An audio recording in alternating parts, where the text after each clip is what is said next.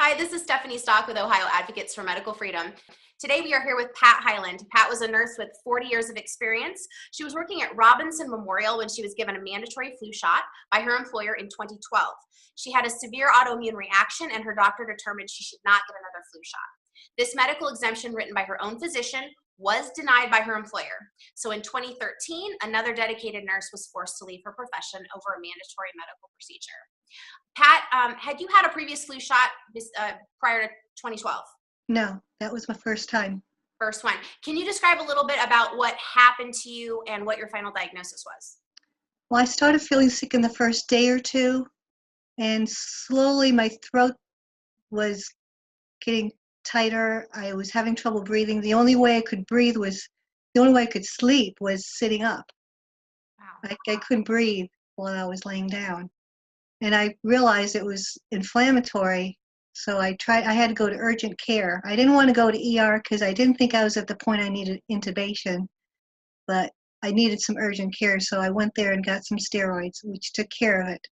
But I was determined I did not want to go through that again. Could be worse the next time. Yeah, it sounds terrible. Was it a full recovery or do you have any lingering issues? Don't know yet, but as far as I know, it's a full recovery. Okay, that's great. Did the employer take any liability for that? Did they cover your costs for your visit or anything like that to get the steroids? No. No liability there. By chance, No. did they have you sign a form consenting to the flu shot even though it was a forced procedure? I know a lot of nurses have been asked to do that. Actually, I did not because I did not get the flu shot at the hospital. I went to CVS because I thought I would try intradermal, thinking it might be less invasive. Apparently, it's just as bad. Okay. Now, and did you know at that time to ask for a receipt in case you had a reaction so that you could file later? Did you know that? Yes, and I filed with VAERS. Oh, excellent. Okay. I was just curious. A lot of nurses aren't aware that if you don't have a receipt, everyone goes to the pharmacy and they don't track anything there. So I have all my paperwork. Atta girl. Now, 2012 was the same year that Big Mike Bailey got his one and only mandated flu shot that eventually cost him his life. And House Bill 193, our flu shot freedom bill, which we call Big Mike's bill, was to honor him and his family. And I know you went to the event. You guys worked at the same hospital and were friends, correct? Yes. Okay. Did you experience your symptoms around the same timeline that he did? I understand he got the reaction within the first 2 minutes. Mine was within a day or two. No, I mean, but you guys were in the same time frame. Was that same year? Same year, yes. Okay. Did you either of you think that possibly maybe there was a bad batch that year, that there would be more reactions, or did that cross anybody's mind? No, I just realized it was the flu vaccine. Okay. Because we got it different places. He got his at the hospital. Right. And you probably had a different variety as well. They probably didn't do the intradermal at the hospital. They didn't even offer it. No, they didn't offer it. Okay. So just you both had your own individual reactions as many people do because they're individuals. So Right.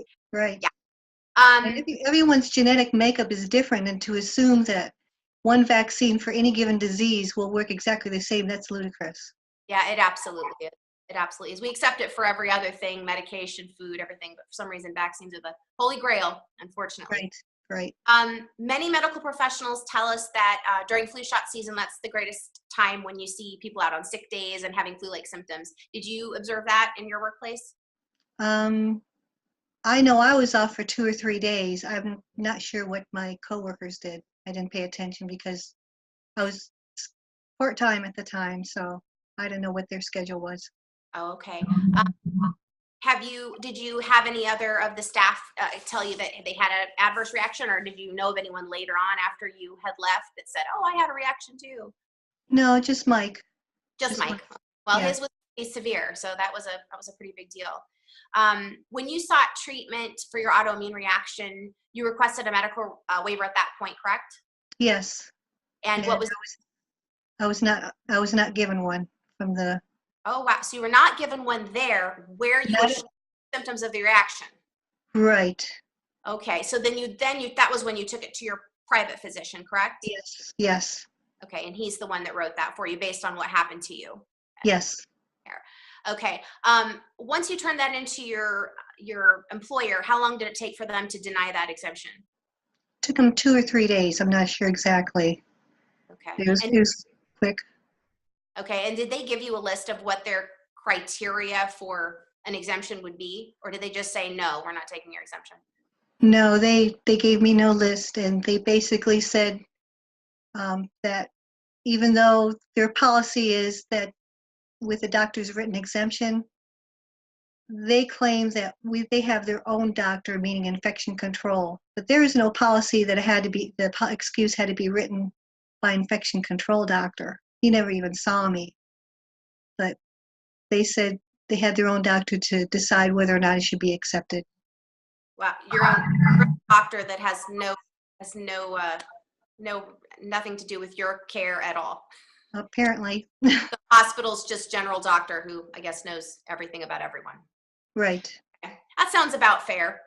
Yeah. That you know of, did the hospital offer other exemptions? I mean, were you Not aware that of? I know of. You didn't know about Title VII religious accommodation at that time, or you didn't know of anyone that had a religious exemption through work? No, I didn't. Okay. Did you know of others that had declined that were wearing masks, or did you know of anybody that had declined? I mean, maybe you didn't ask them if they quote unquote had an exemption, but did you know of anyone that said, "Oh, I didn't have to take one," or "I didn't get one"? I was one of them the year before. In 2011, you were allowed to either take the flu vaccine or wear a mask, and I wore the mask.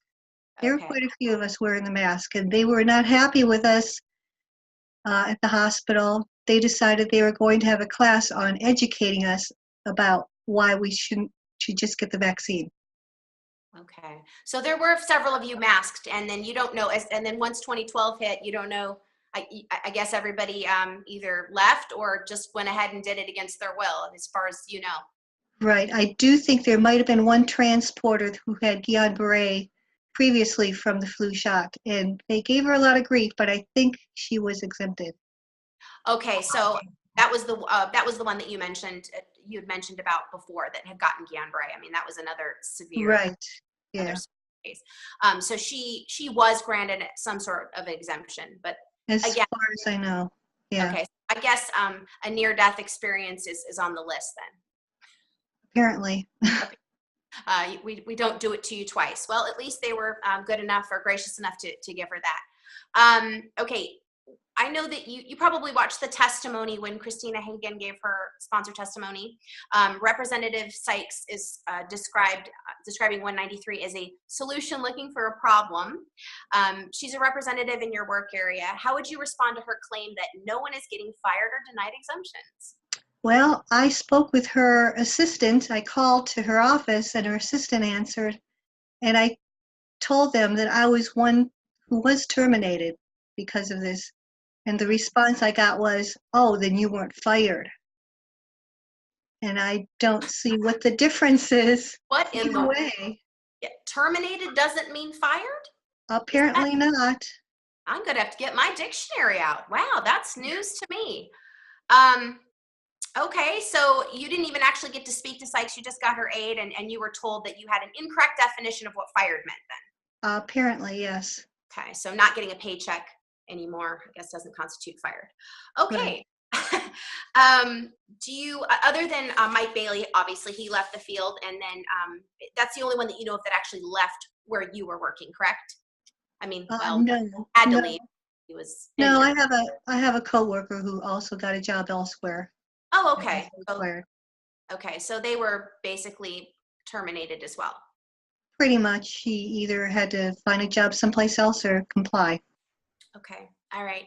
I know we all know that hospitals and other medical employers want to basically equate vaccination with protection, and we know that's not the case.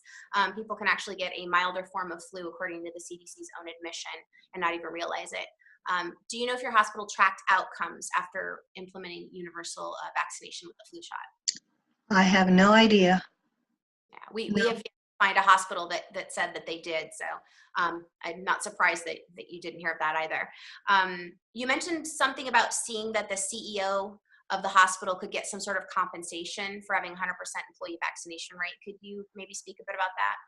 I had seen on the internet, I know they say it's not 100% on the internet, but back in 2010, even before it became a mandatory thing, there was word that they were going to be doing something more mandatory with vaccines in the future. So I was looking up and found Merck had a list of like a tier system. And I wish I had printed it out, but they said there was a tier system: gold, silver, bronze, depending on how many people they got vaccinated, what percent. If you got 100%, you got a gold tier. If you got 75%, you got silver, and bronze, the less. So I couldn't find anything that would specifically tell me what kind of reward each tier was. But that kind of set me off right there. It's like, follow the money. Wow, yeah, definitely. Um, have you seen this push for universal flu vaccination impact patients? Are you aware of like standing orders and how those were implemented? Yes, when I worked in recovery rooms in PACU, I worked special procedures. I worked on the floor to help them out in critical care. And on the floors, for sure, every time someone was admitted, there was a med sheet with vaccine medication information for them to get on admission on every patient. Wow. Regardless of what we're coming in with? Right, regardless. It was a standing order. Everybody got an order for a flu vaccine. Okay. And the patient was not consulted at all? Apparently not. They just had it on the med sheet. So you could be laying there basically on your last leg and someone could come in and give you a flu shot while you're laying there. Yes, yes. That's very, very disturbing. I understand you have family members who have gone into the nursing field. Do you think that's a good idea? And what would you say to students who are continuing or considering going into the nursing field? No, I would discourage anybody in the future for going into nursing simply because of that. I don't know. One thing I had not heard a whole lot about is cytokine storm, the cytokines. They're proteins that are signaling molecules that regulate immunity and inflammation. And the virulence of a virus is based on the ability to trigger the immune overreaction. But I have heard very little about it. Causes the immune system to go out of control. So my understanding is people that get a reaction from the vaccines like these, they're going to have a much stronger overreaction, out of control reaction to the flu shot if they have a healthy immune system. I've not heard much of cytokine storm. Have you? Just a little bit, yeah. I mean, it is scary. We are all individuals, and when you, it's one thing if you're making that decision for yourself, but to go into a field knowing that you have no right to what goes inside of your body, that is a terrifying position to be in, and it definitely makes you think twice. It's not. I mean, I've been a physical therapist assistant for 20 years, and if I was starting over right now, I would have. I would choose a different career because I you would are too. so limited. We go in and we speak to these legislators and they say, well, you have a right to get another job. And I'm like, where? It's a monopoly. You can't have an Right. entire, that's like telling someone that's a waitress, go get another waitressing job when every single waitressing job has the same requirements. You're telling Right. that person to get a new job. And most of us have put years in, thousands of dollars, hundreds of thousands if they're a physician. So just to expect those people to throw away their entire education and give all that up and then just start over, it's really a ludicrous request. And yet we hear that frequently from legislators who don't want to push for our bill. It's really disturbing. Well, Um, they don't have the same requirements as we do. That might change if they had to get the flu shot every year. oh, I'm sure things would change if it was put on them. There's no doubt there. Yeah.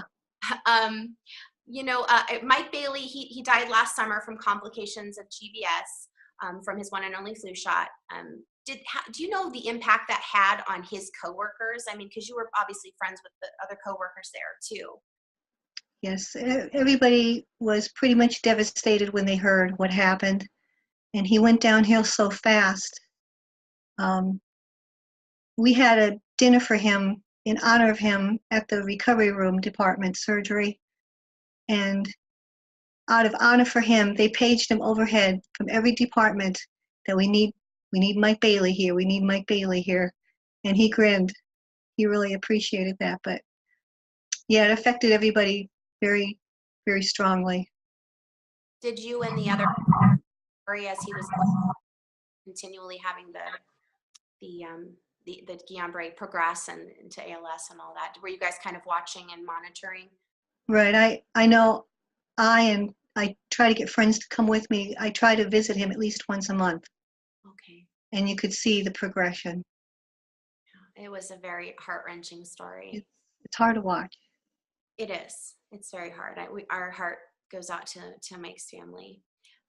Did you have any final thoughts that maybe you'd like to leave with folks that are watching? Well, one thing I can say is if you trust the government, I have one word for you: Tuskegee. There you go. Yeah, that's for sure.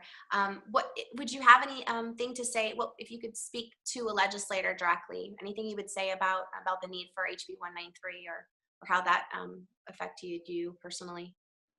Well, I have tried, but I don't know how open they are to anything you even suggest.